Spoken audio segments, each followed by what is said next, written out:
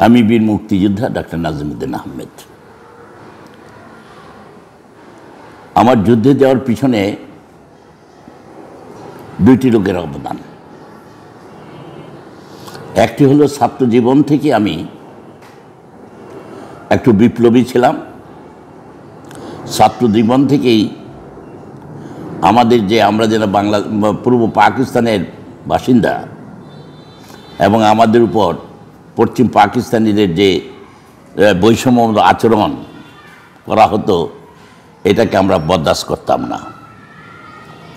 আমাদের সাথে পশ্চিম পাকিস্তানের কয়েকজন ছাত্র ছিল, আমাদের সাথে কয়েকজন ছাত্র ছিল, তাদের অধ্যত্বমূলক আচরণ, বিশেষ করে বিহারিদের অধ্যত্বমূলক আচরণ আমরা কোনোদিনই বরদাস্ত করতাম না। ছাত্র জীবনে ওদের সাথে কয়েক দফা আমাদের একটু অনেক গণ্ডগোল মারামারি হয়েছে, কারণ আমরা অত্যন্ত স্বাধীনচেতা ছিলাম। বঙ্গবন্ধু রাজনীতিতে আমরা বলা যায় যে সেই ৬৬ থেকেই আমি ৬২-তে ইন্টারমিডিয়েট পড়তাম। ৬২-র আন্দোলন, ৬৬-র আন্দোলন, তারপরে ৭০-এর ৭১-এর নির্বাচন, ৬৯-এর গণ অভ্যুত্থান, সব কিছুর মধ্যেই আমাদের কিছু না কিছু অবদান ছিল। আর সেই সময় আমি ময়মনসিংহ মেডিকেল কলেজে যখন পড়ি, আমি ৬৪-তে ভর্তি হই ময়মনসিংহ মেডিকেল কলেজে। ময়মনসিংহ কলেজে তখন মুনায়েম খানের আমলে এটাকে মুনায়েম মেডিকেল কলেজ করার একটা পায়তারা ছিল, সেইটার বিরুদ্ধে আমরা সংগ্রাম করেছিলাম। আমরা এটাকে ময়মনসিংহ মুনায়েম মেডিকেল করতে দেই নাই। এবং পশ্চিম পাকিস্তানি এবং বিহারিদের সাথে ছাত্র জীবনে কয়েক দিকে আমাদের মারামারি হয়েছিল, যার জন্য আমরা অনেকটা টার্গেটে পরিণত হয়েছিলাম। মানে যখন থেকে স্বাধীনতা সংগ্রাম আরম্ভ হয়ে গেল, তখন বঙ্গবন্ধুর কোনো অনুষ্ঠান হলে আমরা সেখানে উপস্থিত হওয়ার চেষ্টা করতাম, তার কথা শুনতাম। উনি ময়মনসিংহ মাঠে গিয়ে বক্তৃতা দিয়ে আসছেন। কিন্তু প্রথম যেটা হলো ৭ই মার্চ, ৭ই মার্চের বক্তৃতা শোনার জন্য আমরা কিন্তু ময়মনসিংহ থেকে একটা দল বেঁধে চলে আসছিলাম। আমার বাড়ি, যদিও বাড়ি টঙ্গীতে, আমি ময়মনসিংহে থাকতাম, মেডিকেল কলেজে পড়তাম, ওইখান থেকে দল বেঁধে চলে আসলাম। ৭ই মার্চে আমরা সেই রেসকোর্স ময়দানে উপস্থিত ছিলাম। সেই দিনের ভাষণ আমাকে উদ্বুদ্ধ করেছিল। সেই দিনের থেকে অনেকে মুক্তিযোদ্ধার মানে স্বাধীনতা ঘোষণা বলে, কিন্তু আমার কেন জানি মনে হয় সেই দিনই বঙ্গবন্ধু স্বাধীনতা ঘোষণা দিয়েছিলেন। অতএব স্বাধীনতা ঘোষণা যদি সেই দিন হতো, তাইলে আর এত বিতর্কিত হইতো না। সেই দিন উনি বলেছিলেন, এবারের সংগ্রাম মুক্তির সংগ্রাম, এবারের সংগ্রাম স্বাধীনতা সংগ্রাম। তাহলে তো স্পষ্ট বলে দিয়েছিলেন। আবার উনি কী বলেছিলেন, তোমাদের যা কিছু হচ্ছে তাই নিয়ে শত্রুর মোকাবিলা করো। তাহলে শত্রু উনি নির্ধারিত করে দিয়েছেন। তাহলে ওর যুদ্ধ ঘোষণা কিন্তু সেই দিনই হয়ে গেছে। কিন্তু 25শে মার্চ যে আক্রমণটা হলো বাঙালি জাতির উপর, সেই দিন সমস্ত নেতারা গা ঢাকা দিয়ে ফেলল। বঙ্গবন্ধুর কে আর কোনো খোঁজ খবর পাইলাম না। তখন আমি তখন কিন্তু অলরেডি ময়মনসিংহ মেডিকেল কলেজে, সেই দিন ময়মনসিংহ মেডিকেল কলেজে। তারপরে এই আরম্ভ হলো। কিন্তু ময়মনসিংহ মেডিকেল কলেজ এবং ময়মনসিংহ আমরা 22শে এপ্রিল পর্যন্ত কিন্তু মুক্ত রেখেছিলাম। আমরা 26শে মার্চ ময়মনসিংহের ইপিআর আক্রমণ করি, ছাত্র জনতা। আমরা পুলিশ লাইনের অস্ত্রাগার লুট করি, আমাদের কাছে রাইফেল চলে আসলো। সমস্ত পাবলিক কিন্তু আমরা সেদিন নেমে গেছিলাম। এবং সেই ময়মনসিংহের যে ইপিআর বাহিনী ছিল, যে ইপিআর ক্যাম্প, সেই ইপিআর ক্যাম্পের 17 জন ওয়েস্ট পাকিস্তানি ছিল, তাদেরকে আমরা বন্দি করতে সক্ষম হই, বন্দি করে জেলখানায় রেখেছিলাম। 22শে মার্চ পর্যন্ত, 22শে এপ্রিল পর্যন্ত কিন্তু ময়মনসিংহটা মুক্ত ছিল। তখন আমরা কিন্তু মুক্তিযোদ্ধা, আমরা প্রত্যেকের কাছে আমাদের লাইফেল আছে, আমরা পাহারা দেই, এলাকা পাহারা দেই করি। এর মধ্যে কয়েকটা ঘটনা করে, বিহারিদের ক্যাম্প লুট হয়ে গেল, আগুন দিয়ে পুড়ে ফেলা হলো, অনেক কিছু হলো। আচ্ছা, এর মধ্যে 22 তারিখে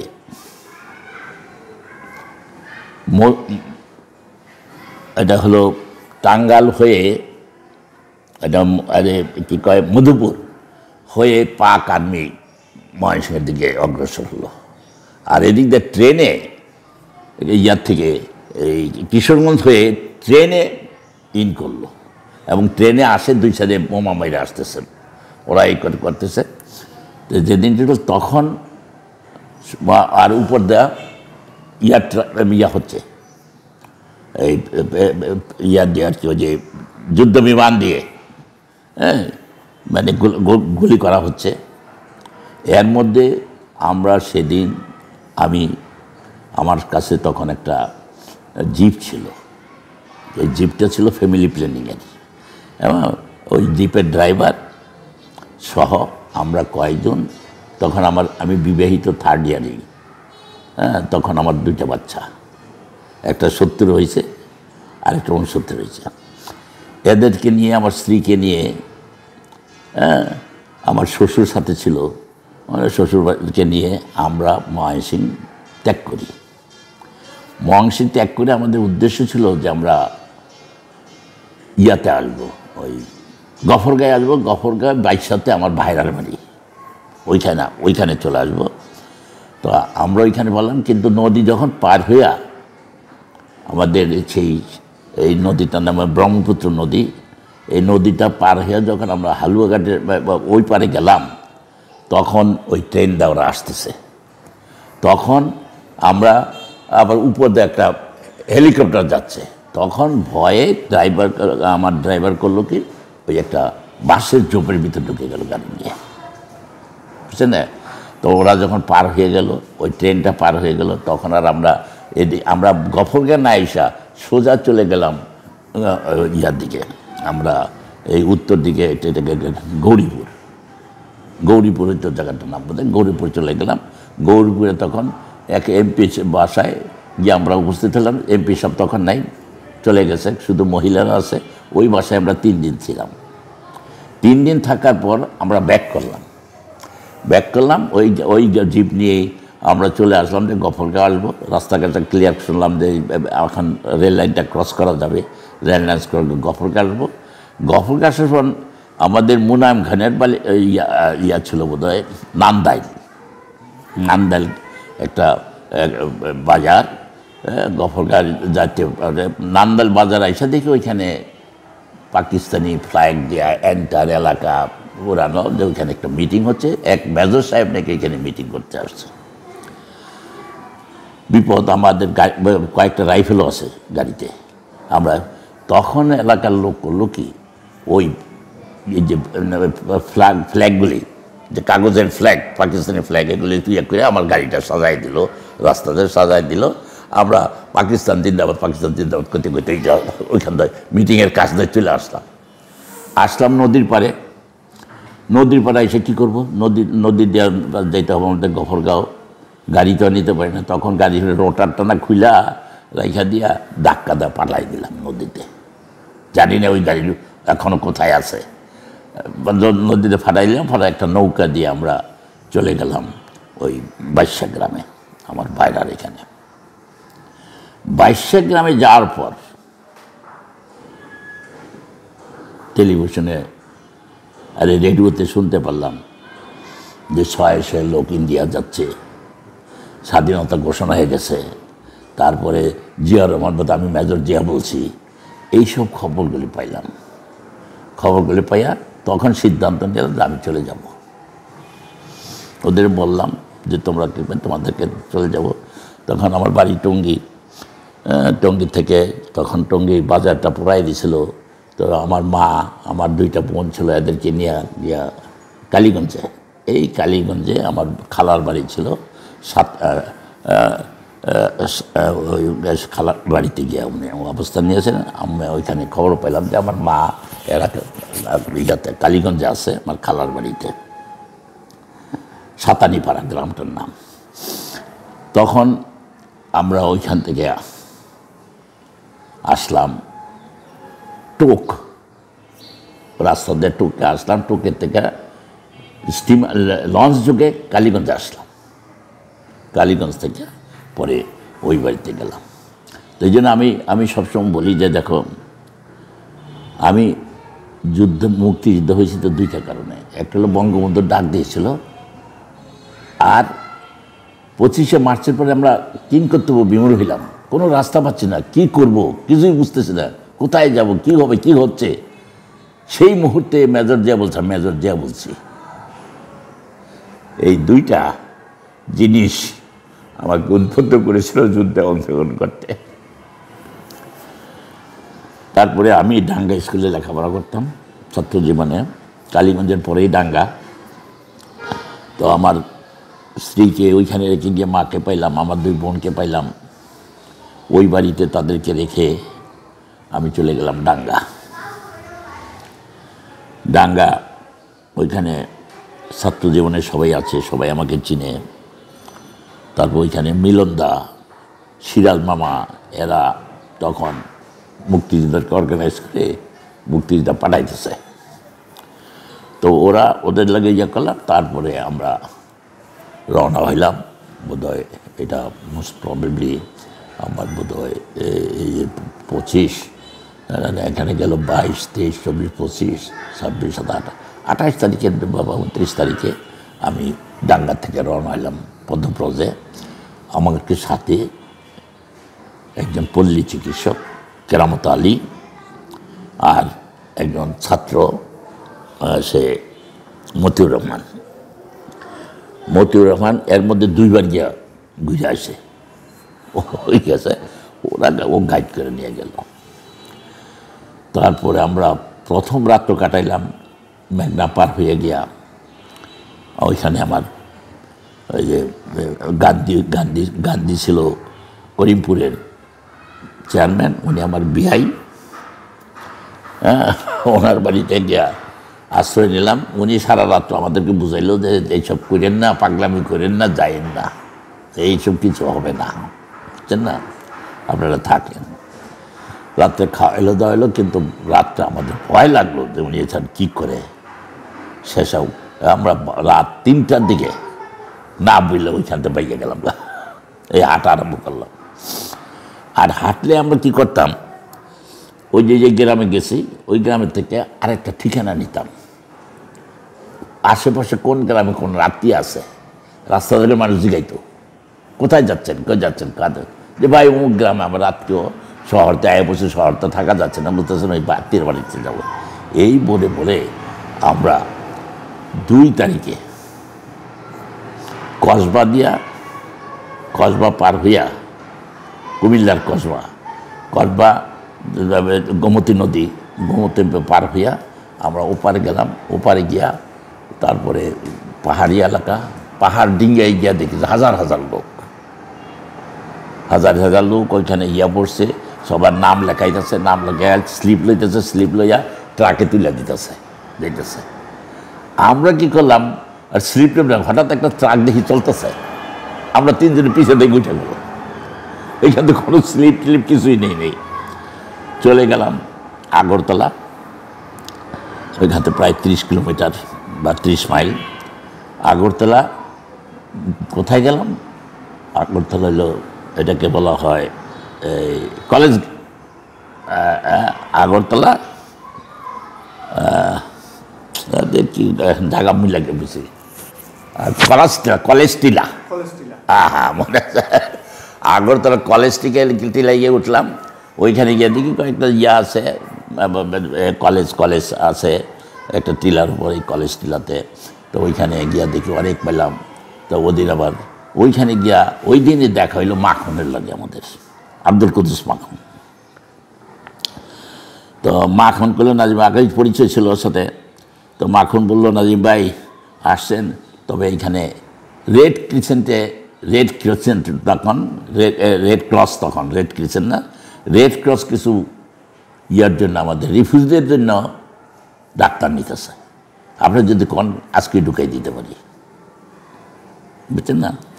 আমি বললাম, আমি তো এখানে ডাক্তারি পাতাই নেই, আমার রিফিউজিদের চিকিৎসা করার জন্য আমি যুদ্ধ খেতে যাইতে চাইছি, যোদ্ধারা কোথায় আছে, ওইভাবে আমি ওদের সাথে যোগাযোগ করবো সেইটা বলে। কয় তাহলে আপনাকে অপেক্ষা করতে হবে, এই ইয়ার থেকে আমেরিকা থেকে একজন ডাক্তার আছে হাসান নামে ডাক্তার, ও জানে কোথায় আছে না আছে আমাদের টিম এবং আমাদের ফোর্স কোথায় আছে। অলরেডি তখন তো সবাই আমরা ক্রস করে ফেলছি, কিন্তু তো আমরা তখন লাকিলি পরের দিনেই দেখা হয়ে গেল, হাসান সাহেবের লোকে দেখা হইলো, পরিচয় দিলাম। তখন হাসান সাহেব করলো কি, আমার এটা পরের দিন না, আমি তো 2 তারিখে গেলাম, 3 তারিখ 4 তারিখে মানে আমার একটা ছোট্ট একটা কাগজ, এখন দেখি যে কাগজটার মূল্য কত আসছিল, একটা কাগজে লিখে দিল, ইয়ারে এই খালেদ মোশাররফ আপনার জন্য একজন ডাক্তার পাঠাইলাম। এই কাগজটা লিয়া বলে যে আপনি সোজা চলে যাবেন সোনামুড়া ইয়াতে, এই মতিনগর হইল একদম আমাদের কুমিল্লা সাইডের বর্ডারেই, এবং প্রথম হেডকোয়ার্টার ছিল সেক্টর 2 এর মতিনগরে, বুঝছেন না। তো মতিনগরে চলো, আমরা পরে ওই ইয়াতে উঠলাম, ওই ছেলেটার গেল না ছাত্ররা, আমি আর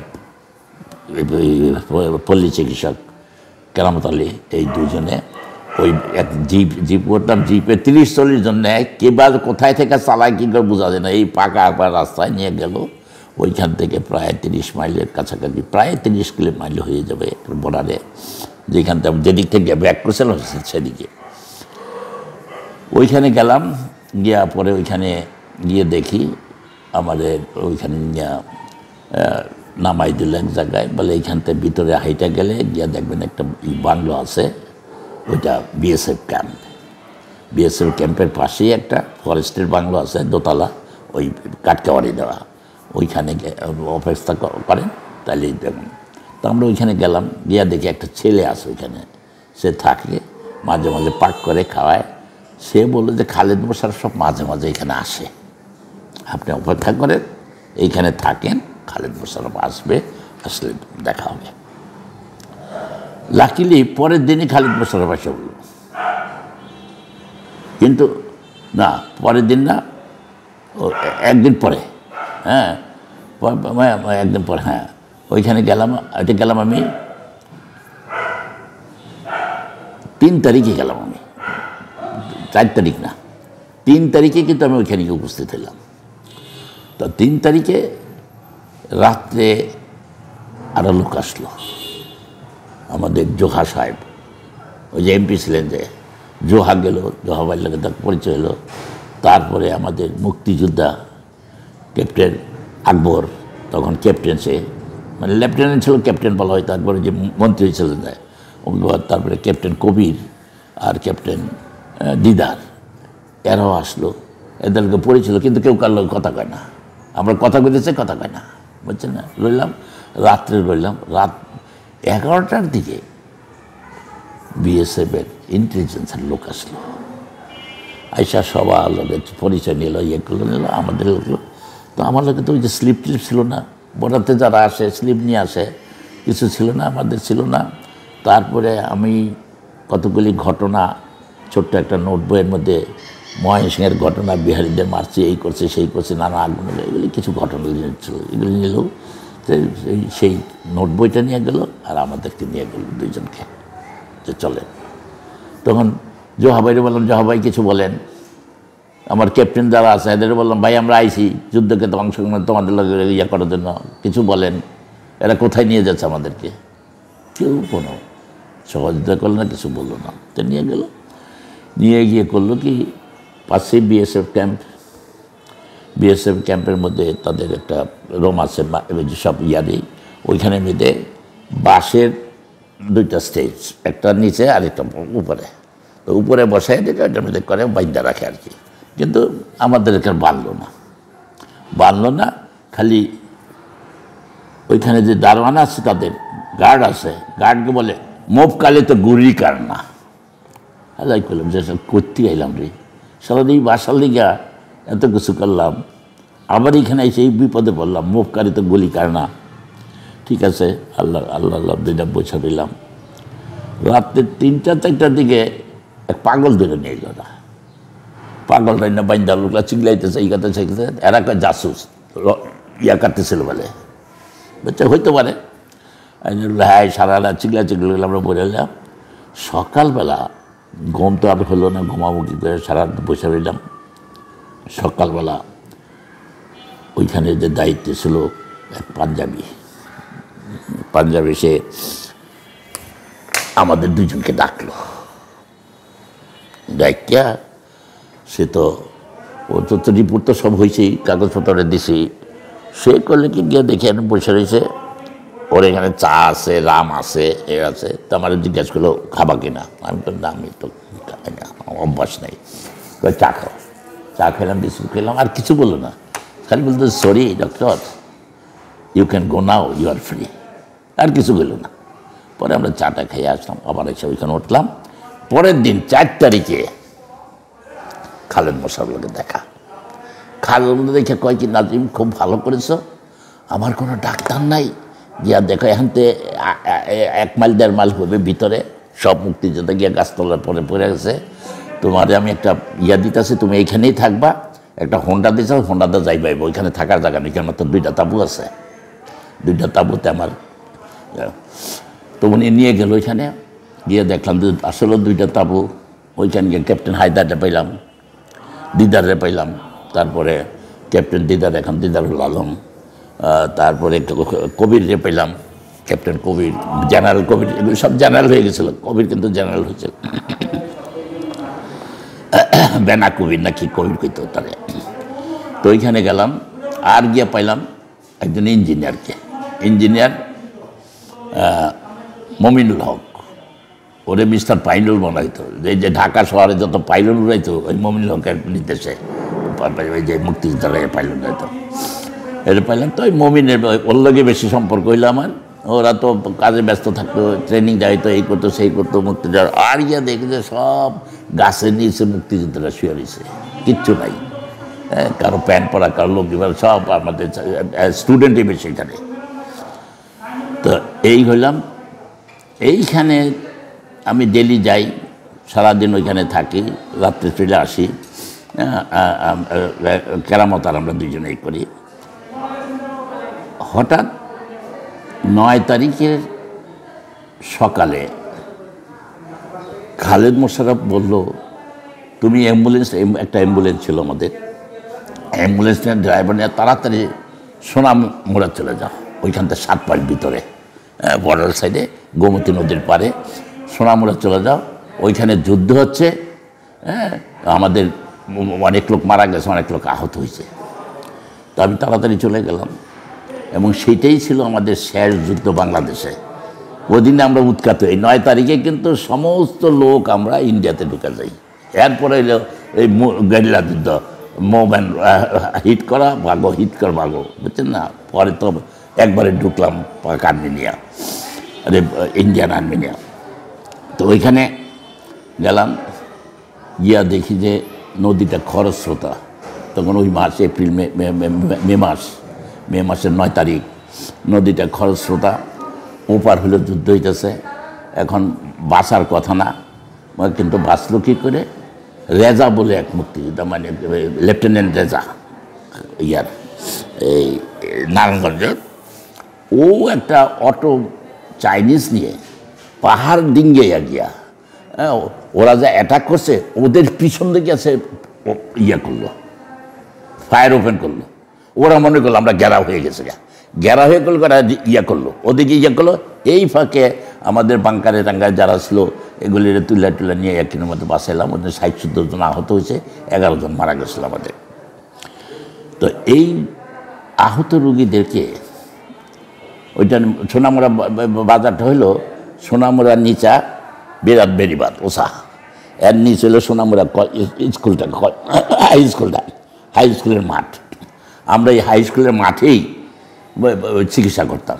ওই স্যালাইন দিছি, ব্যান্ডেজ করছি, ওই ছেলেরা ধরে রাখছে, ভলেন্টিয়ার অনেক, উপর দা গুলি যাচ্ছে, তখন গুলি যাচ্ছে কিন্তু উপর দা গোলাগুলি হচ্ছে যে। আচ্ছা, তো ওইখানে আমরা প্রায় 30-40 জনকে আমরা আগরতলা পাঠাইলাম গাড়ি বর করে বইরা, কয়েকবার গেল, নিয়ে দিয়ে এলো। আমরা 4-5 জন মুক্তিযোদ্ধাকে রাখলাম, কম আহত রাখলাম। কি ওইখানে পাশে একটা বাংলো পাইলাম, ফরেস্টের বাংলো, ওইখানে কোনো লোক নাই। তো ওইখানে দারোয়ানরে কইয়া আমরা আবার একটু জায়গা নিলাম, দারোয়ান জায়গা দিল। সাংঘাতিক ইন্ডিয়ানরা যে কী উপকার করছে তখন। আর আমাদেরকে জয় বাংলা বলতো, জয় বাংলা লোক বলতো, আমাদেরকে চা খাইলে চা পয়সা নিত না, ইয়া করে এইসব করতো। তো ওইখানে আমি হসপিটালটা আরম্ভই করে দিলাম এই রুগী দিয়ে। তখন ওইখানে আমি থাকি আর কেরামত থাকে, হ্যাঁ, আর এগুলি পাঠাই দিয়েছি। তোমারে গিয়ে আমি পারমিশন নিয়েছিলাম, ফরেস্ট থেকে পারমিশন নিয়ে ওইখানে আমরা হসপিটালটা করার একটা পারমিশন নিয়েছিলাম, যে এখানে হসপিটাল। এই হইল প্রথম 9 তারিখে বাংলা মুক্তিযোদ্ধাদের প্রথম হসপিটাল প্রতিষ্ঠা হয় সোনামুড়াতে। এবং সেটা প্রতিষ্ঠা করি আমি এবং কেরামত, ডাক্তার কেরামত, আর আমাদের সাথে একটা ছাত্র নেতা ছিল হাসান মাহমুদ, কিছুদিন আগে মারা গেছে ডক্টর হাসান মাহমুদ। সে চলে গেছিলো কানাডাতে আইসা, এই দেশে আইসা কিছুদিন আগে মারা গেল, ক্যান্সার হয়ে মারা গেছে। ও হইল ছাত্র সংগঠনের লোক ছিল ইউনিভার্সিটির। তো এরপরে করলো কি, আপনার এটা গেল মে মাস, জুন মাসের লাস্ট উইক অথবা জুলাইয়ের ফার্স্ট উইকে, আমার ঠিক ডাটটা মনে নেই, বলতে পারবো। হ্যাঁ, এটা হয়তো বইটই পড়লে হয়তো খুঁজে পাওয়া যেত, মানে আমাদের সেক্টরটার ইতিহাস পড়লে। তো ওই সময়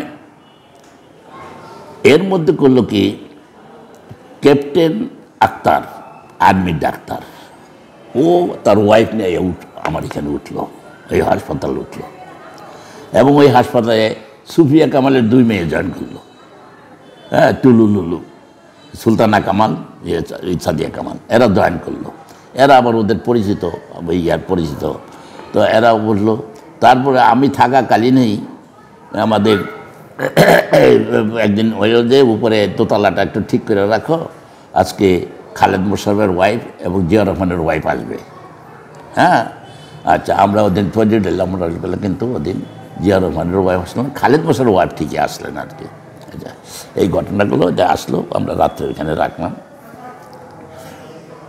ওই যখন আবার সোনাম ইয়ার থেকে, এই মতিনগর থেকে যখন আমাদের যেই রাত্রে আমাদের শিফট করলো ওইখান থেকে 7 মাইলের দিকে মেলাঘরে, তখন সেই দিন আমার উপর নির্দেশ আসলো, খালেদ মোশাররফ করলো, আক্তার তার ওয়াইফ আছে, আর ওরা যেতে আক্তার এখানে থাকো তুমি, আক্তার আর ওই পুলিশ চিকিৎসক রইল, আমার এগুলো তুমি হেডকোয়ার্টারে চলে যাও। আমি ওই রাত্রেই চলে আসলাম। তখনও আমাদের সমস্ত মুক্তিযোদ্ধারা আসে না, ওরা হাইটে নিয়ে আসতেছে। আমি গেলাম মেলাঘরে, একটু ভিতরেই, ওইখান থেকে মেলাঘরে গিয়ে দেখি যে একটা তাঁবু আছে, একটা তাঁবু ওইখানে আছে। ওইখানে গিয়ে দেখলাম, ওইখানে গিয়ে আমি হায়দার বাইরে পাইলাম, ওদিন বোধহয় ছিল এই যে ওইখানে এই যে কর্নেল না, পরে যে ক্যাপ্টেন আকবর মন্ত্রী সাহেব, উনিও ছিলেন, ওনার কথাই স্পষ্ট মনে আছে। আরও কয়েকজন ছিল। আমরা সব ওই ফ্লোরে শুয়ে রয়েছি। ঠিক 12টা 1টার সময় হঠাৎ 2 জন লোক ওইখানে গিয়ে উপস্থিত হইল। একজন হইল ডক্টর জাফরুল্লাহ চৌধুরী, আরেকজন হইল মানে ডক্টর মবিন। জাফরুল্লাহ চৌধুরী ঢাকা মেডিকেলের, মবিন হইল চিটাগাং মেডিকেলের। এরা মানে সব ইংল্যান্ড থেকে আইছে। ওইখানে বলতেছে, আমি ডাক্তার জাফরুল্লাহ চৌধুরী, আমরা আসছি ইংল্যান্ড থেকে আপনাদের সাথে অংশগ্রহণ করার জন্য, যুদ্ধে অংশগ্রহণ করার। তখন আকবর আর কেউ কোনো কথা জাফরুল্লাহ কেন আইসো, সকালে পরিচয় জায়গা পাইলে শুয়ে পড়ো, রাত্রে আর কথা আসলো, রাত্রে রইলাম। সকালবেলা পরিচয় হইলাম, জাফর ভাইয়ের নাম আগে শুনছিলাম, ঢাকা মেডিকেলে পড়লাম, এই হলো সেই হলো। তারপরে জাফর ভাই এখানে রইল, উনি 3 দিন 4 দিন ছিলেন। 3-4 দিন থেকে উনি বলল যে আমাদের একটা বড় হাসপাতাল করার দরকার, আমরা সহযোগিতা করব, বড় ধরনের একটা হাসপাতাল করা দরকার। তখন খালেদ মোশাররফ বলল যে এই মুহূর্তে আমার হাসপাতাল দরকার নেই, আসলে তো যে একটা দিতেছে আর জায়গা দিচ্ছে, জায়গায় টুকটাক যা আসে আঞ্জুরি হয় এগুলো করতেছে, এই মুহূর্তে দরকার আমার টাকার আর্মসের, এটার ব্যবস্থা করেন, এটা যদি পারেন। তারপর যাই হোক, তারপরে কথাবার্তা বলার পর শেষ পর্যন্ত একটা হলো যে উনি বললো যে দেখেন এই যে যুদ্ধ যে কতদিন চলবে এটা তো জানি না, দীর্ঘদিন যদি যুদ্ধ চলে আর আমার পাশের একটা রুগী যদি এইভাবে আহত হয়ে মারা যায়, তার ভালো চিকিৎসা না দিতে পারি, তাইলে আমাদের মরালিটি নষ্ট হয়ে যাবে, এটা একটা করার দরকার। ঠিক আছে, পরে রাত্রে বলে জাফরুল্লাহ চলে গেল, ডক্টর মবিনকে রেখে গেল, তখন বাই দিস টাইমে আমাদের এই যে টিএ চৌধুরী, টিএ চৌধুরীটা এই যে ছিল উপদেষ্টা, এসডি ইমাম, ওই যে আমাদের প্রধানমন্ত্রী উপদেষ্টা ছিল এসডি ইমাম সাহেব, উনি তখন ইস্টার্ন জোনের অ্যাডমিনিস্ট্রেটর। তো উনি 3 জন ইঞ্জিনিয়ারকে দিল, headed by Nurul Huda BSc engineer, এগুলো হলো ডিপ্লোমা, তাজুল ইসলাম, নুরুল হুদা, মাহমুদ, এই 3 জনকে দিল আর 50,000 টাকা স্যাংশন দিল। পরে এই নুরুল হুদা, ডক্টর মবিন আর খালেদ মোশাররফ, এরা 3 জনে জায়গা খোঁজা লাগলো যে কোথায় হাসপাতালে করা যায়। আর তখন আমি হইলাম chief medical officer of the sector 2 Melaghar, আমি সেই দায়িত্বটা পালন করি। তারপরে ওরা জায়গা, পরে বিশ্রামগঞ্জে জায়গা ঠিক হলো। বিশ্রামগঞ্জটা হলো হাবুল বানার্জি বাগান বলা হয়। হাবুল বানার্জি হলো আমাদের এই ইয়ার লোক, বিক্রমপুরের লোক, ওনার অরিজিনাল বাড়ি বিক্রমপুর, উনি কলকাতা থাকেন। উনি ওইখানে কয়েকটা টিলা কিনা ক্যাচু বাদাম তারপরে করছে, আর লিচুর ছোট ছোট গাছ, লিচুর গাছগুলো বড় না, ছোট ছোট লিচু বাগান, কাচু বাগান আর পেয়ারা বাগানের করছে। তো উনি ওই জায়গাটা অফার করলেন যে আমার এখানে করতে দেন, তবে গাছগুলি চেষ্টা করেন শব্দে নষ্ট হয় না, আমার লিচু বাগানে করেন। তো ওই জায়গা দিল ওইখানে তখন এরা 50,000 টাকা, তখন কিন্তু অনেক টাকা, কারণ হলো কি সব ফ্রি পাইছি আমরা বাস ফ্রি পাওয়া যেত,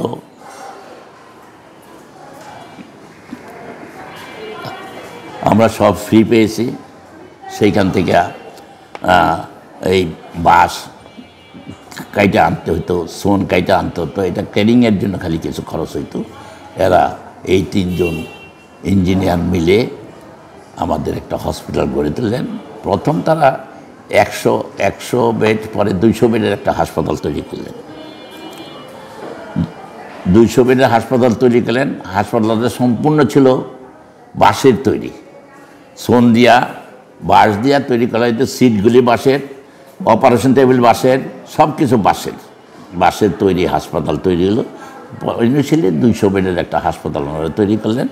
এরপরে ওই যে আমার যে সোনামুড়াতে যেই হসপিটালটা আমরা করেছিলাম, সেইটা কিন্তু পরবর্তীতে আমাদের মেলাগড়ের পাশে দারগা বাগিচা বলে একটা জায়গা আছে, ওইখানে শিফট করা হয়। ওইখানে ক্যাপ্টেন আক্তারি ওইটা চালাইতেন। ওইখানে আসলে পরে আরও পদ্মা বলে একটা মেয়ে জয়েন করে, তারপরে আরও আসমা, রেশমা, পদ্মা, আরও কয়েকটা মেয়ে জয়েন করে, এবং সেইখানে এখানে হসপিটালটা তৈরি হচ্ছে। আর এই সময় আমার দায়িত্ব হলো, আমি চিফ মেডিকেল অফিসার ওইখানে। তো বাংলাদেশের প্রথম যে আর্মিতে রিক্রুট হলো, মানে আমরা মুক্তিযোদ্ধারা যে আর্মির লোকগুলো ছিলাম, অনেকে জেনারেল হয়ে রিটায়ার করে গেছে, এদের মেডিকেলটা আমি আর ক্যাপ্টেন আক্তার এই 2 জনে মিলে কিন্তু এদের মেডিকেল করেছি, এদের মেডিকেলটা করতাম। তো এইখানে আমি একটু, এর মধ্যে হঠাৎ একদিন খবর পাইলাম পাশেই মেলাগড় হাই স্কুলের থেকে ওখানে এক মুক্তিযোদ্ধা বলল যে আপনার স্ত্রী আপনার মা আসছে, ওরা কীভাবে কষ্ট করে পানি ভাইয়া এরা গিয়ে ওইখানে উপস্থিত হলো। পরে আমি তাড়াতাড়ি গেলাম, হ্যাঁ, এবং গিয়ে দেখি যে আমি শুধু ওইখানে গিয়ে পাইলাম আমাদের ক্যাপ্টেন শওকত ভাইয়ের ওয়াইফরাও, ক্যাপ্টেন শওকত, আগরতলার আসামি শওকত ভাই চিনলাম, শওকত ভাইয়ের ওয়াইফরাও পাইলাম। তো ওইখানে ওইখানে এরা 3-4 দিন ছিল। 3-4 দিন পরে ওইখান থেকে আমরা মেলাগড় রুরাল হেলথ সেন্টারে একটা বাসা পাইলাম। হ্যাঁ, ভাবি ওইখানে রয়ে গেল। আমার ছেলে আর আমার ওয়াইফ, আমার মাকে আমরা ওই হসপিটালে একটা রুম দিল। ডাক্তার ওইখানে ছিল। ওইখানেও কিন্তু সাংঘাতিক একটা অবস্থা চলে যাচ্ছে, যে রাজনীতি করতে চাচ্ছে, যে নমিনেশন চাচ্ছে বিএনপি থেকে, এই সুমন সরকার, জাভেদ আহমদ সুমন সরকার, ওর এমন ডায়রিয়া হইল, বাঁচবে বলে মনে উপায় ছিল না। সাংঘাতিক ডায়রিয়া হলো, আমি ছিলাম না, গেল। তারপরে ওইখানে যে ডাক্তার সাংঘাতিক করছে। পরে এমন অবস্থা হইল, সে পরে এই ছেলে আল্লাহ বাঁচাইল কেমনে, ছেলে নিজে হাঁপুর পায়ে দিয়ে উঠটা গিয়া এক ঝক পানি খাই লইল, বুঝছেন না। তারপরে ছেলেকে মোটামুটি রক্ষা পাইল, বাচ্চা গেল। এই ছেলে আজকাল আল্লাহ কত বড় হয়ে গেছে, তার এখন 3টা ছেলে মেয়ে, 2টা মেয়ে, একটা ছেলে, সবগুলো এখন ইংল্যান্ডে লেখাপড়া করে, এরা ইংল্যান্ডে লেখাপড়া করতেছে। তো ওরা ওইখানে থাকে। এরপর যখন হসপিটাল হয়ে গেল, তখন প্রশ্ন লেগে ডাক্তার কে? ডাক্তার তো নাই। হ্যাঁ, আর ওইখানে ইয়ার লগে কয়েকটা স্টুডেন্ট ঢুকছে। আমাদের মেলাগড়ের দারগা বাগিচায় যেই হসপিটালটা, যেটা শিফট করে আনলো ক্যাপ্টেন আক্তার চালাইতেছিল, ওইখানে আমাদের মোর্শেদ চৌধুরী 50 ইয়ার স্টুডেন্ট পড়তে দিলেন। তারপরে জুবাইর, কাশেম, তারপরে শামসুদ্দিন, ডালিয়া, এগুলো সব মেডিকেল স্টুডেন্ট, এরা জয়েন করলো। তখন সব পরে ওই সব হসপিটালটা শিফট করলো ইয়াতে বিশ্রামগঞ্জে। এটা আমরা কইতাম বাংলাদেশ হসপিটাল, আর্মি বলতো বাংলাদেশ ফোর্সেস হাসপাতাল। ওইখানে শিফট করলো। এখন প্রশ্ন হলো যে এখানে ডাক্তারকে? ডাক্তার তো নাই। তখন আবার আমার নির্দেশ দিল, তুমি এখানে জয়েন করো গিয়া। মবিন ভাই কনসালটেন্ট হিসাবে, উনি অর্থোপেডিক সার্জন, উনি কনসালটেন্ট হিসাবে জয়েন করলেন। হ্যাঁ, ওইখানে উনি তো তৈরিই করলেন এটা করে ওনার নির্দেশ মতো। আর আমারে সার্জিক্যাল ওয়ার্ডের ইনচার্জ করে পাঠাইল। আমি ওইখানে গেলাম গা। তখন এইখানেই আবার কি করলাম, এইখানে কে থাকবে? আক্তারও পাঠাই দিল আরেক জায়গায়, কোন এক সাব সেন্টারে। হ্যাঁ, আক্তার চলে গেল সাব সেন্টারে একটা। তো এখন এইখানে তখন মানে মতিউর রহমান না হইল মতি বর্মন, আমার ক্লাসমেট, সে পাস করে নাই। তখনও সে পাস করে নাই, সে ফেল করছিল। তো মতি বর্মন ওই মেলা করে থাকতো, এর ভোটও লইয়া দিয়া, বুঝছেন না। তো মতি রায় না দিলাম, বলে তুই হ্যাঁ মেডিকেল অফিসার হয়ে যা। পরে শেষ পর্যন্ত করে যুদ্ধ শেষ পর্যন্ত মতি ওইখানে মেডিকেল অফিসার হিসাবে কাজ করেছে। হ্যাঁ, তো মতি এখন ভালো আছে, তার ছেলে মেয়েগুলিরে সব ক্যাডার বানাইছে। আচ্ছা, তো এই হলো এখানে যে এখন আরম্ভ করলাম এখানে কাজকর্ম। রুগী আসতেছে, চিকিৎসা দিচ্ছে, দিন রাত 24 ঘন্টা কাজ করি। এখন জাফরুল্লার ইয়াটা কি, জাফরুল্লাহ যে বইরা চলে গেল আর আসলো, যখন নাকি এই হইতেছে জেনারেল ওসমানীকে নিয়ে একদিন জাফরুল্লাহ আসলো, এসে আমাদের লোক ফটো টটো তুললো, ফটো টটো তুললে নিয়ে গেল, আমাদেরকে দেখে আসলো। এই একবার আসলো, এরপর আরেকবার গেছিল, 2বার, আর 3rd গেছিল জাফরুল্লাহ যুদ্ধের শেষে 16 তারিখে, যেদিন নাকি ও আহত হয়েছিল, কর্নেল রব আহত হয়েছিল, গুলি খাইছিল। ইতিহাসটা জানেন তো, গুলি খাইছিল। সেই দিন ওই হেলিকপ্টারে ওসমানী ছিল, জাফরুল্লাহ ছিল, কামাল ছিল, শেখ কামাল ছিল, আর ওই কর্নেল রব ছিল।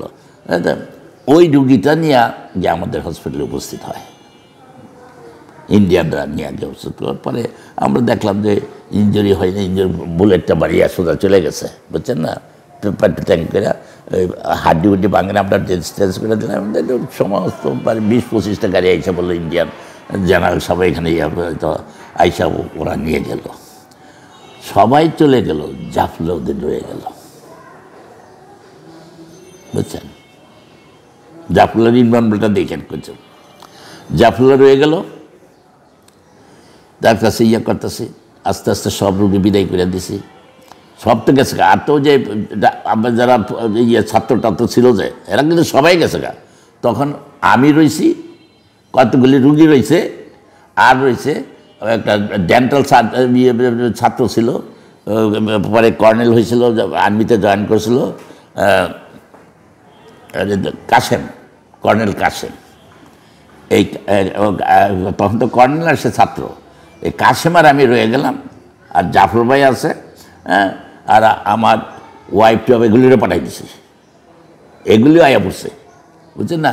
এদের লইয়া আমরা রয়ে গেছি, কারণ তখন হসপিটালটা রয়েছে, এই রোগ রয়েছে।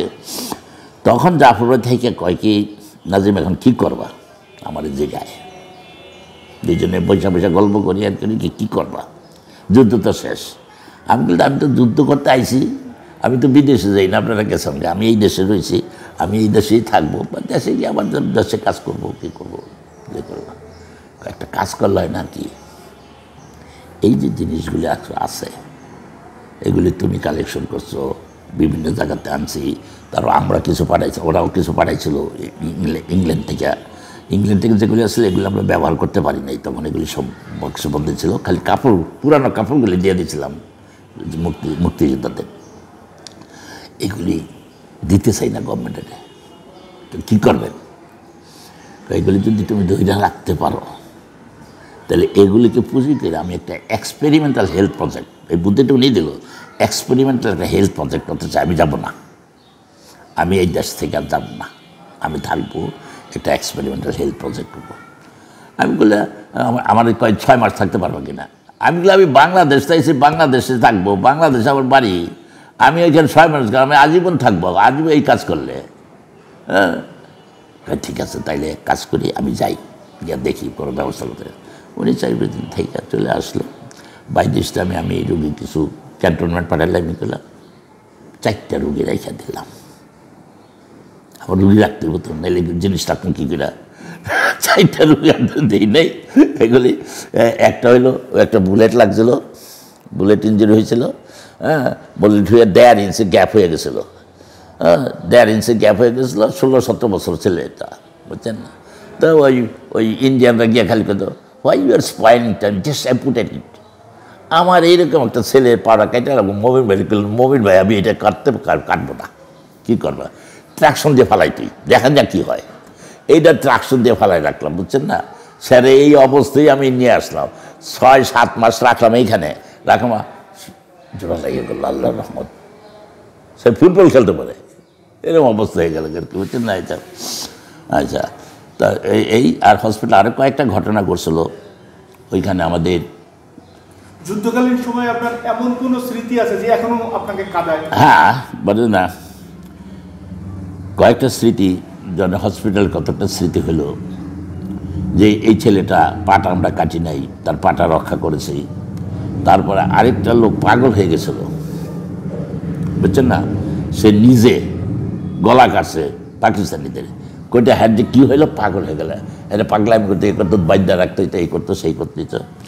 তখন এই পদ্মা, একমাত্র একটা মেয়ে ছিল পদ্মা, সে কিছুটা ট্রেনিং ছিল, ঢাকা মেডিকেল কলেজে ভর্তি হয়েছিল সে নার্সিংয়ে। তো পদ্মারে কইলাম যে তো ও যে কী জানি একটা ইন্ডিয়ান বই আসছিল না, দেখছেন কি না? ইন্ডিয়ান একটা বই আসছিল, স্মৃতি নষ্ট হয়ে গেছিলো, তারপরে হাসপাতালে, তারপরে ইয়ে হয়েছিল, পরে স্মৃতি যখন ফিরে আসলো তখন আর ওরা চিনে না, এরকম একটা ঘটনা আছে।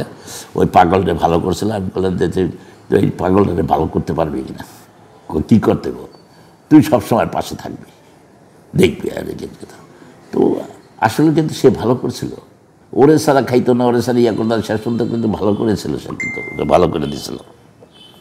এটা পদ্মা। তারপরে আরেকটা ঘটনা হইল, একটা লোকে বুকে গুলি লাগলো, বুকের ভিতর গুলি আছে, প্রচুর ব্লিডিং হচ্ছে, বাঁচার কোনো উপায় নাই, এটা বাঁচাইতে পারবো বলে না। তখন প্রফেসর বোস বলে একজন লোক হঠাৎ থেকে আসলো, আমাদের এখানে জয়েন করলো।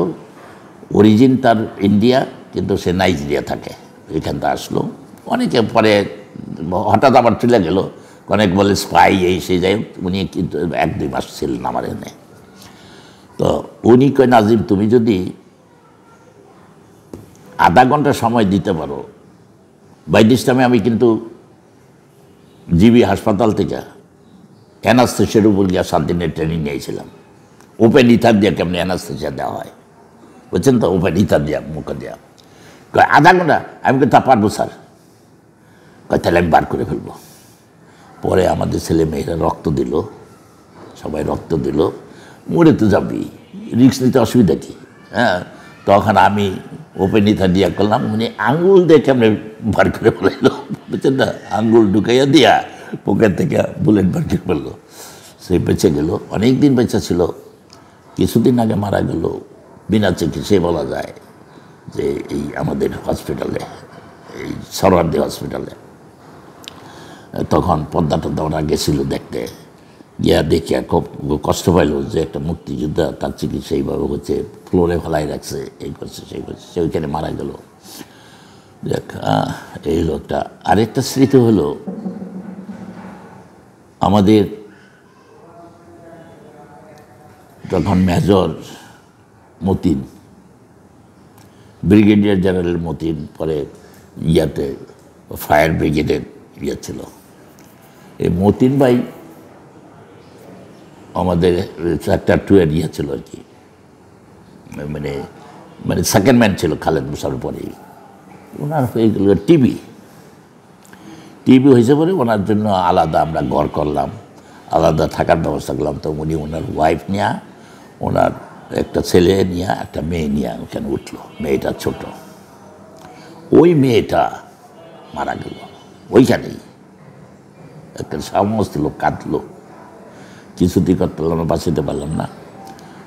ওই ওনার মতিন ভাইয়ের মেয়েটা মারা গেল ওইখানে। তো এটা একটা দুঃখজনক ঘটনা ছিল।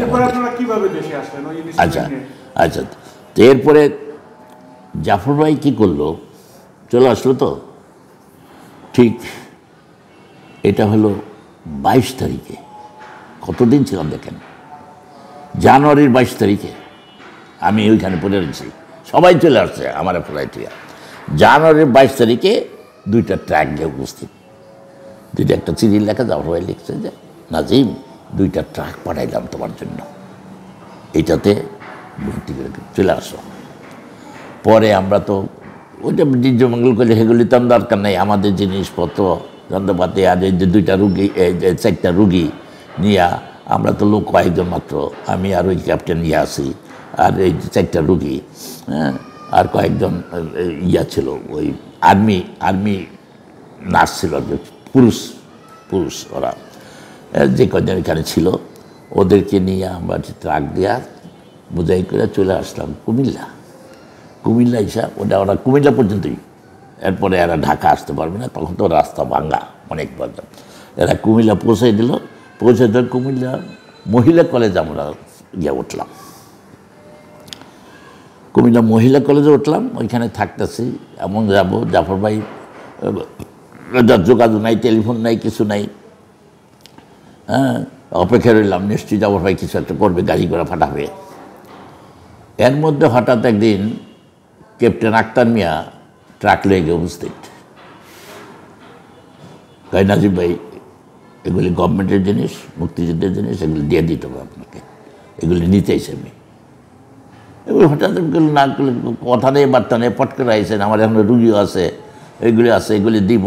এবার হঠাৎ এইভাবে তো আপনার কাছে আমি দিতে পারি না, দিব গভর্নমেন্ট যেমন চাইবে ওইভাবে পৌঁছে দিব, আপনার কাছে দিয়ে দেবে। এটা কি আপনি ট্রাক নিয়েছেন, কার পারমিশন নিয়েছেন, কেমনে আইছেন? যাই হোক, আমি এইগুলি নিয়ে যেতে আইছি, আমি নিয়ে যাব। আমি কিন্তু আপনি নিতে পারবেন না। তখন আলিম বলে একটা লম্বা একটা ব্রাদার ছিল আমার, ওর একটা স্টেন গান পিস্তল, আমার একটা স্টেন গান, 2টা পিস্তল, এগুলি সব তখন এগুলি আছে আমাদের সাথে। আপনি দেখেন, আপনিও মুক্তিযোদ্ধা, আমিও মুক্তিযোদ্ধা। আপনি আর্মি নাটক বুঝি না, এখন মুক্তিযোদ্ধা, আমিও মুক্তিযোদ্ধা। আমি এই জিনিসগুলি এখন ওন করি, আমি এটা ওন করি, আমি এটা দেখে রাখছি।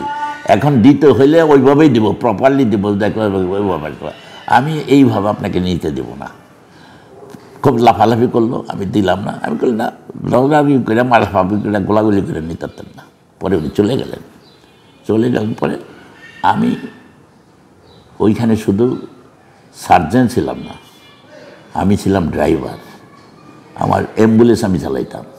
আমি পরে একটা পাইছিলাম, ওই যে কী কয়, ওই যে পিক আপের মতো মাজদা একটা পিক আপ পাইছিলাম। পিক আপটা দুটোটা আমি চালাইতাম। আমি ড্রাইভার, যে আর সব কিছু আমি করছি ওইখানে। হ্যাঁ, বুঝছে না, যোদ্ধা। আচ্ছা, তখন আমি করলাম কি, ও গেছে, সাথে সাথে আমি ওই নিয়ে যে পিক আপটা নিয়ে চলে গেলাম ক্যান্টনমেন্ট। খোরশেদ ভাই প্রথম যুদ্ধে যখন জয়েন করে আমার হসপিটালে উঠছে। হসপিটাল 3-4 দিন ছিল। হ্যাঁ, তারপরে গিয়ে উনি জয়েন করছে, জয়েন করে উনি হয়ে গেছে DGMS,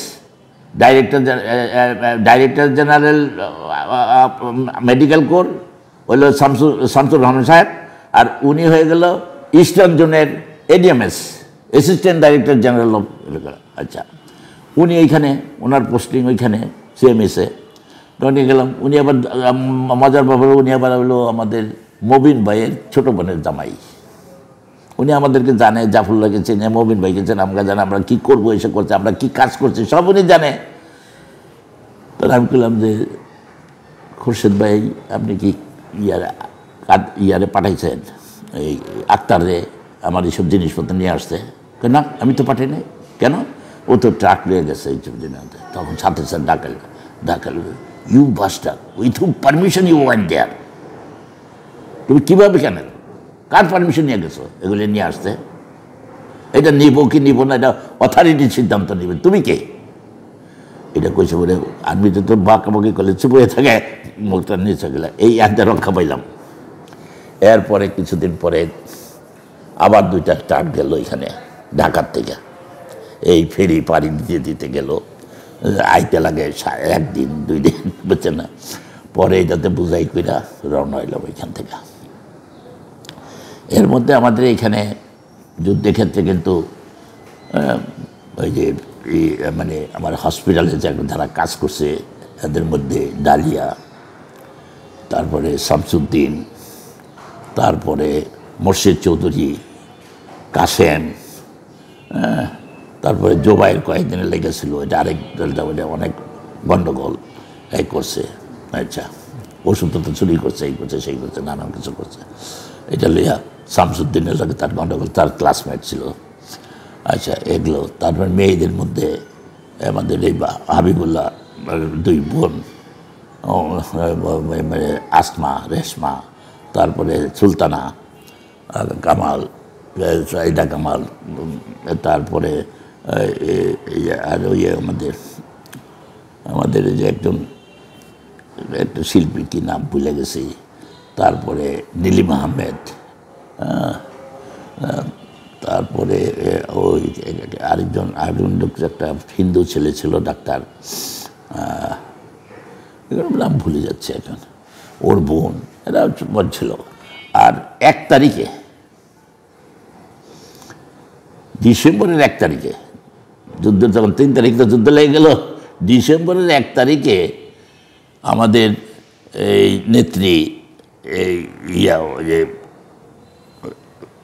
ইয়ার নেত্রী, কি জানি, আরে আমরা ছিলাম কি নাম আওয়ামী লীগের, সাজেদা চৌধুরী। 16 জন মেয়েকে নিয়ে গেল, সব হিন্দু, বুঝছেন না? ডিসেম্বরের আগে কথা, আমরা ছিলাম হলো ওই মানে না, তখন তো যুদ্ধ না, ডিসেম্বরের 1 তারিখে, ডিসেম্বরের 1 তারিখে ওইখানে নিয়ে গেছে। লাস্ট পর্যায়ে আমরা ছিলাম হ্যাঁ, আমি আসতেছে। হ্যাঁ, ওই ওরাও আমাদের সাথে ছিল। এবং তখন কিন্তু মুসলমানরা সব চলে গেল, কিন্তু এই মেয়েগুলি কিন্তু ছিল আমার সাথে। এই যে কুমিল্লা পর্যন্ত কুমিল্লা পর্যন্ত, এটাই জন্য বললাম আর কি, কুমিল্লা পর্যন্ত এই মেয়েগুলি আসলো যারা ডিসেম্বরে জয়েন করছিল, এবং আসলো। তারপরে এরা একটা ঢাকা পর্যন্ত আসলো। আচ্ছা, তখন ওগুলি বুঝাই করে ঢাকা চলে আসলাম। ঢাকা এসে দেখি জাফর ভাই একটা বাড়ি ঠিক করে রাখছে 132 নিউ ইস্কাটন, ওই বাড়িটা। আর এখন মুক্তিযুদ্ধ সংসদটা দেয় না, এইটা দুইটা বাড়ি আমার লাগে ঠিক করেছে। তো আমরা সব ফ্যামিলি লোক যা ছিল সব ওইখানে উঠলাম, আমার ওয়াইফ টুয়াইফ সব এখানে উঠলো, তারপরে এই যে মেয়েরা ওইখানে উঠলাম, আমি ওইখানে উঠলাম। আর ওই 132তে হসপিটাল, ওইখানে চলে এলাম 132 নিউ ইস্কাটন। আমরা একটা বাংলাদেশ হাসপাতাল লাগাই দিলাম। এইখানে আসার পর তখন হলো টিএ চৌধুরী হেলথ সেক্রেটারি, ও সালার বেটা টেলিফোন করে লোক পাঠায় জিনিসপত্র দিয়ে দিতে। আমি তো দেই না, দিতে পারে না। তখন এইরকম ডিস্টার্ব করে কি করব। তখন জাফর ভাই করলো কি, চলো যাই বঙ্গবন্ধুর লোকে দেখা করি। তখন আমাদের সকলকে নিয়ে বঙ্গবন্ধুর বাসায় গেলাম। বঙ্গবন্ধুর বাসায় গিয়ে আমরা বললাম যে আমরা যুদ্ধের সময় কী কী করেছি, এইসব শুনলো। উনি ধৈর্য সহকারে শুনলেন, শুনে বললো। পরে জাফর ভাই বললো, জাফর ভাই আমাদের কাছে কয়েকটা জিনিস আছে, ওষুধপত্র, এই 20-25 হাজার টাকার মাল আছে, এইটা নেওয়ার জন্য আপনার টিএ চৌধুরীটা পাগল হয়ে গেছে গা। আমরা তো একটা কিছু করতে চাই দেশে, আমরা করতে চাই, আমাদের একটু সুযোগ করে দেবেন আপনি। উনি টিএ চৌধুরী ডাকলেন, ঢাকায় একদিন দেখলে এটি কী পাইছো, তুমি তো বইয়ে বইয়ে খাইছো, কলকাতাতে আরাম করছো, ভর্তি করছো। এরা যুদ্ধক্ষেত্র থেকে এত কিছু করছে, এই করছে, এরা একটা কিছু করতে চাচ্ছে, তুমি এটা কয় টাকার জিনিস, এটা লেগে পাগল হয়ে গেছো গা, আর যাবে না। এই রক্ষা পাইলাম ওইখান থেকে। পরে করলাম যে তো রাখা যাবে না। পরে আমরা প্ল্যান করলাম, বুদ্ধি দিলাম। পরে করলো যে এটা একটা ট্রাস্ট করে ফেলাই। উকিল বললো, উকালদের বললো যে এটা মিলে একটা ট্রাস্ট করতে। ট্রাস্ট করার সময় এই জিনিসটার দাম ধরা হইলো 50,000 টাকা। 50,000 টাকা দাম ধরে আমার এই সম্পদের ট্রাস্ট করা হইলো। সেই ট্রাস্টে আমরা হইলাম 6 জন ট্রাস্টি, মানে 6 জন ফাউন্ডার। 6 জনের মধ্যে কেটে আমি, জাফরুল্লাহ হোসেন মবিন, 3 জন তো আছি, আর 3 জনকে চিনি না।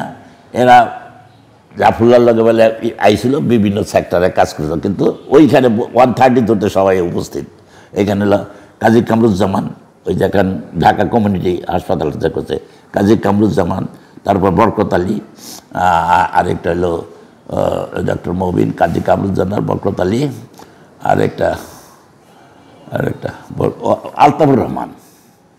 এই 6 জন হলাম আমরা ফাউন্ডার অফ দিস ট্রাস্ট। এটা ট্রাস্টটা রেজিস্টার্ড করা হয়েছিল বাংলাদেশে এবং ইংল্যান্ডে। এটার নাম কি আসলো? গণস্বাস্থ্য কেন্দ্র ট্রাস্ট। গণস্বাস্থ্য কেন্দ্র ট্রাস্ট। এখান থেকে গণস্বাস্থ্য, হ্যাঁ, এই জিনিস নেই, এই হসপিটালের জিনিসগুলো নিয়ে গণস্বাস্থ্য কেন্দ্র ট্রাস্ট হলো। তখন আমরা জায়গা খুঁজলাম, কই যাবো। তখন জায়গা পাইলাম গিয়া ওই ইয়াতে, আমাদের লুৎফর রহমান টিভির ডাইরেক্টর ছিলেন লুৎফর রহমান। তারপর ওনার শ্যালক ছিলেন একটা রব সাহেব, সচিব, হ্যাঁ, আর ওনার ওয়াইফ। এই 3 জনের জায়গাটা ছিল। এই জায়গাটা আমাকে 9 বিঘা জায়গা দান করে দিলেন। এখন যেটা হ্যাঁ, 9 বিঘা জায়গা করলো। পরে তো আমরা 30 একর মানে শেখ সাহেব আমাদের 30 একর করে দিছিল। আচ্ছা, এগুলো এখন কাগজপত্র ঠিক নেই, কাগজপত্র ঠিক করে নেই জাফরুল্লাহ। আচ্ছা, তো ওইটা দিল। এখন এরপরে ইতিহাস দেখেন, করুন ইতিহাস। জাফরুল্লাহ চলে গেল ইংল্যান্ডে, আমি এটা চালাইতেছি। এর মধ্যে কাশেম চৌধুরী জয়েন করলো। কাশেম চৌধুরী হলো, হ্যাঁ, ঢাকা ছিল, চাকরি করতো ঢাকা মেডিকেলে। ও হঠাৎ কেন মেডিকেলটা ভাইয়া গেল জানি না, তখন বুঝি নাই, এখন বুঝি যে সে আমাদের বিরুদ্ধে কাজ করছিল, নাহলে তো ভাগার কথা না, কারণ সে থাকলে ডাইরেক্টর বড় চান্স পেত। তো কাশেম চৌধুরী জয়েন করলো। জাফরুল্লাহ গেল গা। আমরা জায়গা যাই, আমরা প্রত্যেক শনিবারে রোববারে যাই, যে ওইখানে আমরা একটা ব্যান পাইলাম, কোর একটা ব্যান দিল। ওই ব্যান দিয়ে আমরা সব এই যে মেয়েগুলি আছে, আমরা আরও অনেক ডাক্তার জয়েন করলাম, আমরা কি ওইখানে রুগী দেখতাম, ওই জায়গার গাছতলায় বৈশাখ রুগী দেখতাম, চাইরানা করে নিতাম। আমরা মাগনা দেখি নাই কোনো সময়, চাইরানা করে নিতাম যে সে যাতে বুঝতে পারে যে সে সেবাটা পারচেস করতেছে। আচ্ছা, এই করতেছি, আর প্রত্যেক দিনই কই যে আমাদের চলে যাওয়া উচিত, কিন্তু কেউ যায় না। ওই আইলেই যাতে কয় আমাদের চলে যাওয়া উচিত, কিন্তু কাশেম তো দেওয়া চায় না, কিছু না। কাশেম ছিল সবচেয়ে সুবিধাভোগী লোক আর কি। যাই হোক, তারপর কাশেম চৌধুরী ছিল, কাশেম ছিল, কাশেম চৌধুরী ছিল, আর ডক্টর হাই ছিল আরেকজন আমাদের সাথে। তো আমরা পরে একদিন রাত্রে 11টার সময়, এপ্রিল মাসে, রাগ উঠলো। আমি করলাম কি, 2টা তাঁবু বললাম, ওই আলিমদের লইলাম, যন্ত্রপাতি লও। যন্ত্রপাতি আমরা জমা দিই না, আমরা জমা দিয়েছি বহু পরে ওসমানের কাছে। আমাদের যন্ত্রপাতি সব জমা দিয়েছিল, যন্ত্রপাতি যা ছিল আর কি, মানে আর্টস যা ছিল, এগুলি আমরা ওসমানের সাহেবের কাছে জমা দিয়েছিলাম সবার শেষে, যখন সময় গেছে না। তো ওইটা লইয়া 2টা তাঁবু লইয়া দিলাম গাড়ি ছাইডা। আমি আরও গেলাম রাত্রে 1টার সময় গিয়ে উপস্থিত হলাম বেশ ওই জায়গায়, এটা বামনাবাড়ি বলে। বামনাবাড়িতে আমরা উপস্থিত হলাম রাত্রে, হারিকেন জ্বালাইয়া তাঁবু টানাই। মাইনসে দেখে আশেপাশের লোক বলে এখানে কী হইতেছে। আশেপাশের লোক আসলো, আইসা তারাও সহযোগিতা করলো, সহযোগিতা করলো। এই আরম্ভ হইল এপ্রিল মাসে, 72-এর এপ্রিলে ওই গণশাস্ত্রের যাত্রা আরম্ভ হলো। একটা তাঁবুর আত্মকাহিনী আমি লিখছিলাম, একটা তাঁবুর আত্মকাহিনী। সেই তাঁবুটা এই ইয়ার থেকে, বিশ্রামগঞ্জ থেকে আসছে এই পর্যন্ত, বুঝছিলাম। তো এইখানে এই হলো, তারপর 6 মাস জাফরুল্লাহ আসে নাই। 6 মাস ভিক্ষা করে এই করে সবই চালাইছি। 6 মাস পরে শুনলাম জাফরুল্লাহ আইছে। কই আইছে? কই উনি কক্সবাজার আছে, হানিমুন করতেছে, কি বিয়া করে আইছে, বুঝছেন তো। ওয়েস্ট জার্মানি এক মহিলাকে বিয়া করে উনি কক্সবাজার আইছে। কক্সবাজার ঘুরে টিরে তারপরে আসলো, পরে এখানে আস্তানা নিল। সেই ওয়াইফ নাই ওনার, সেই ওয়াইফ বর্তমান ওয়াইফ, আর অনেক ঝামেলা আছে, এগুলি করে চলে গেছে। ওই ওয়াইফ জেন্টলম্যান এগ্রিমেন্টে চলে গেছে। ওনার একটা মেয়ে আছে বৃষ্টি নামে, ওই মেয়েটাও থাকে বাইরেই। পরে এই নতুন বিয়ে করছে কিনা, ওনারা যে বিয়ে করছে আমরা কেউ জানি না। আদৌ বিয়ে করছে কিনা তাও জানি না। এটা রাখতেও পারেন, নাও রাখতে পারেন।